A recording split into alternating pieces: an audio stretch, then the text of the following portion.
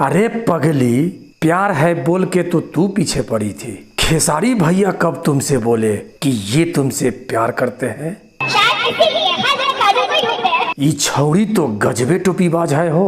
हाँ, और ये हमार भतार हो। ए मटके, ये कभी किसी काजल को नहीं ढूंढते, बल्कि काजल नाम की लड़की इन्हें ढूंढ लेती है। जिस तरह तू इनके पास आई थी, ठीक उसी तरह ये भी इनके पास आ गई। क्या नाम है आपका? काजल नाम है। अब इस लड़की का भी नाम काजल है, तो क्या इसमें खेसारी भैया का दोष? तुम्हारी सारी बातें बेबुनियाद है।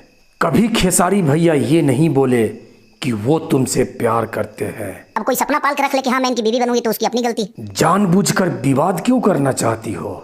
या कहीं तेरे मन में ये तो नहीं चल रहा कि अक्षरा सिंह की तरह तू भी खेसारी जी को बदनाम करके आगे बढ़ जाएगी, जैसे ये पवन सिंह को बदनाम करके आगे बढ़ गई? शाबाश बेटा। जब तुम लोगों का आपस में प्यार चलता है तब सोशल मीडिया पे क्यों नहीं बताती? जैसे ही गलत होता है आ जाती हो मुंह उठा के सोशल मीडिया पे।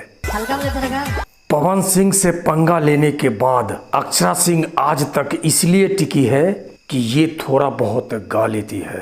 तुम्हें तो वो भी नहीं आता, तुम ज्यादा दिन नहीं टिक पाओगे।